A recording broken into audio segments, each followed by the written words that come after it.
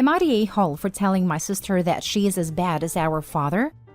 I, 28 female, have an older sister, 33 female. Our parents divorced when we were 4 and 9. Our mother got full custody because our father was not a good person. Then our father kidnapped us. And from 4 to 16, I lived with her and our father in cult.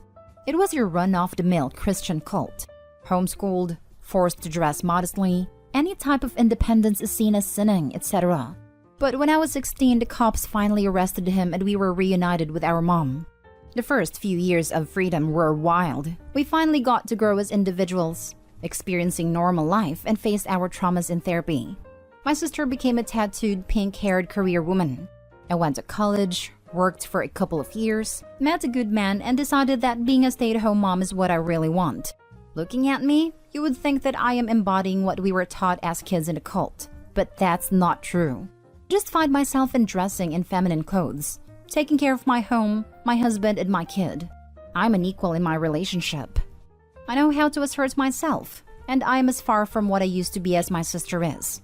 My sister, on the other hand, doesn't think so. She takes every opportunity we meet to try and save me. She tries to convince me to leave my husband and my kid, pushes me to get a job, tries to force me to go clubbing with her, tried to force me to get makeovers, etc.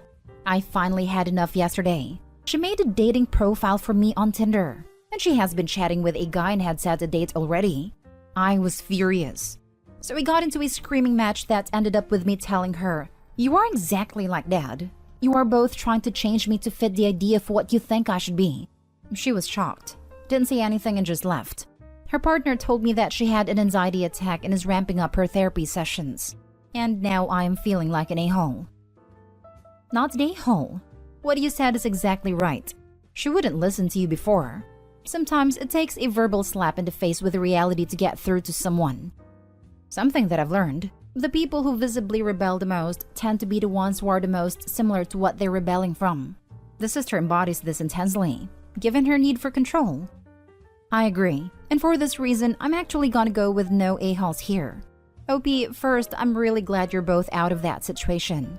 Even though you and your sister went through it together, it sounds like the experience affected you pretty differently, which makes sense since you're two different people. Based on what her partner told you about your sister's reaction, it sounds like her identity as the rebellious one is actually pretty brittle, sort of like an emotional exoskeleton. What you said to her wouldn't have affected her so much if there hadn't been a kernel of truth to it. It was hard to hear, but the good news is that she was ready to hear it. I know that because she heard it.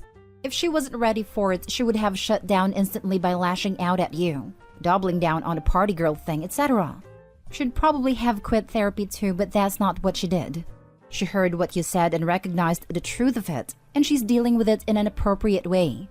It would probably be good to let her know you love her and that you're there for her, but also to give her some space and follow her lead for a bit. I know this is upsetting, but it also sounds pretty healthy. I think you're both gonna be okay. The moment you start pretending to be someone else online, you become the a-hole. Opie's married. If her husband or anyone who knew her saw that Tindr account, she'd be receiving the heat of it, not the sister. Sister is an equal victim of the cult, but Opie didn't steal her identity online. That tips it to not the a-hole for me. She needed to hear the truth, Opie. Ramping up her therapy sessions is the best thing you can do right now. All the women I know in harmful relationships have careers. She needs to learn that's not a way to measure freedom. Definitely not the a-hole. It sounds like you are happy and secure in being who you want to be. It's not your fault that she can't see or accept that. It almost feels like she's overcompensating for the lifestyle you had growing up, while you've found your middle ground. For her to create a Tindr profile for her happily married sister, and even chat up guys as you, is wrong on so many levels, and crosses so many lines that I can't even find a proper word for my disgust. Next story. Am I the a-hole for not treating my stepkids equally? I started dating Daniel 2.5 years ago and we got married last year. Daniel has 5 kids with his ex-wife. Ava 11, Jason 9, Isabella 6, Sophia 5, and Andrew 3. Daniel's ex never liked Ava. She blames Ava for leaving her trapped in a relationship with her dad. When they got divorced, she said she didn't want anything to do with Ava. She was 8 years old at the time. Ava's mom leaving but having a relationship with her siblings destroyed her. She had to go to the hospital 3 times over the first 4 months. She didn't sleep nor eat and would have panic attacks at school. The weeks Ava's siblings were with her mom were the hardest, because it was a constant reminder that her mom loved her siblings and not her. She would barely get out of bed those weeks. So around 2 years ago, I surprised her with a day trip to the beach. I bought her a cute swimsuit. We got ice cream. We went boogie boarding, went out to eat, and went shopping. It was the first time I'd seen her smile in weeks. I noticed it was helping Ava, so we started to go out more and more. When her siblings are here, it's something small like dinner before therapy. But when they're not here, we go camping. We go hiking. We try new restaurants. We go back to the beach, etc. And she loves it. I don't spend nearly as much one-on-one time with the other 4 kids for 2 reasons. These kids already have a mom that loves them and they don't need it as much. It is so much easier to do anything with 1 kid than 5. When I spend time with Ava, I stick her in my Honda and we go. When I have all 5 kids, we take a big passenger van and they fight over everything. It takes twice as long to go somewhere because I keep having to pull over and break up a fight. I do take all 5 kids out 1 to 2 times a week when they're with us, but it's not usually a big trip like what I go on with Ava. We'll go to the beach 20 minutes away instead of the one almost 2 hours away. We'll go on the walking trail by our house instead of a 4-mile hike. Sometimes we have picnics in the park. The big thing this summer is the amusement park. I'll take all of the kids with their dad or their nanny. We go on some rides together, then one of us will take the older 2 to go on all of the scary rides they want, while the other takes the younger 3 to the kiddie rides that the older 2 are way too big and mature to go near. Then we meet up at a water park. We've done this at least once a week this summer. Recently, my husband asked me to start taking the younger 4 on day trips, like the kind Ava and I go on, because they're starting to get jealous. I said I'll try to plan more fun activities, but my trips with Ava aren't suitable for all 5 kids. He said I should try to treat the kids equally and either not take Ava or take everybody. I said I will, when he takes all 5 kids camping or on a 4-mile hike by himself. He called me a bad stepmom, so I wanted to know if I was the a-hole. Now for the top comments. Not the a-hole. Why doesn't their father do as much for his kids as you do? I think, given the circumstances, you're not doing anything wrong here, aside from the misleading title. Their dad works a lot and travels a lot for work. They are his responsibility and he should make time to be with them. He knows that his ex is emotionally harming Ava and you are supporting Ava, but he is demanding that you stop? He is not being a good father.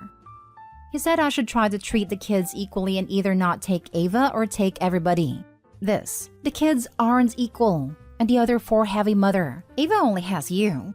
Crazily enough, you got yourself in the position where you're Ava's adoptive mom and stepmom to the others. In fact, even though it make the issues worse, I might suggest you look into legally adopting Ava. That way you have rights to her if you and your husband don't work out. Not the Holopi. Your husband is callous and ridiculous. You need to have a serious talk one-on-one with the others. See if you can nip this complaining in the bud, if he is telling the truth, and this isn't originating with the ex as another way to destroy Ava. Not the a-hole. That poor little girl. You may not have come up with a perfect solution for helping this child, and it may be unfair to her siblings, but you are putting a hurting child first. She's lucky to have you. I agree with not the a-hole, but if anything Opie does is unfair, it is caused by the unfair behavior of the biological mother. Trying to help and balancing out an unfair situation should not be called out as unfair. That would be excusing the root problem. Next story. Am I the a-hole for forcing my ex to cancel his business trip so he can watch our son after his girlfriend caused our nanny to quit? I had a nanny, Cora, who worked for both myself and my ex. While my ex paid her, he left most of the decisions about her employment and how she would care for our son to me. Cora asked me if it would be okay if she could bring her niece with her to work while she cares for my son, as her sister was in the hospital. Her niece and my son are both close in age, so I thought it would be nice for him to have a child to play with. And Cora has honestly been a lifesaver for the 2 years she's worked for us. Things were great, until Cora called me to tell me she was quitting. After my ex's girlfriend told her she couldn't bring her niece into his house. Even after Cora had told her I had said it was fine. I tried to convince Cora not to quit, but she said girlfriend spoke to her so rudely that she couldn't continue working for us. When I called my ex, he agreed his girlfriend was in the wrong, but thought this would just mean I would stay home to care for our son and he would take care of us financially again. I told him he needed to cancel his business trip next week because our son is supposed to be with him from Thursday to Sunday. He told me he couldn't just cancel as the trip was important, but I was annoyed, so I told him that was too bad. And it was a good thing he was his own boss then because he had to watch our son on his days and he couldn't do that from the US.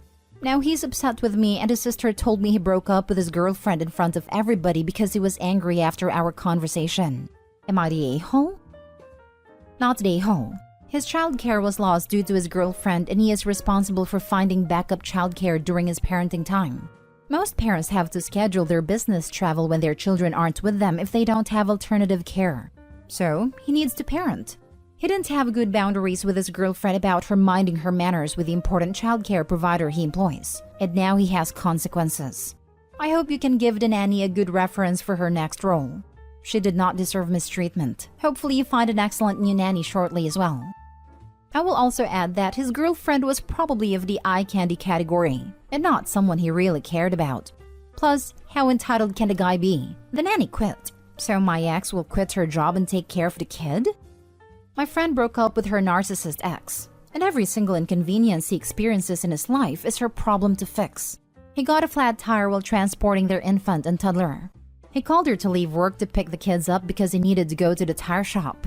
Never mind normal custody handoff would be the following morning. He needed her to take over parenting because he couldn't plan a better time to get his tire fixed. That did not interfere with bedtime. Her work doesn't matter to him. Her family issues don't matter to him. Since their toddler was born, she lost 2 close family members in tragic, unexpected, and untimely circumstances. And both times, she was in crisis. He returned the kids early or skipped parenting time, when you know damn well she needed a minute to grieve without babies. These people feel like we're all here to make their lives easier, not that they have responsibility for contributing to their relationships. His girlfriend created a problem, and he expected you to give up your life because he doesn't want to be inconvenienced by his girlfriend's actions?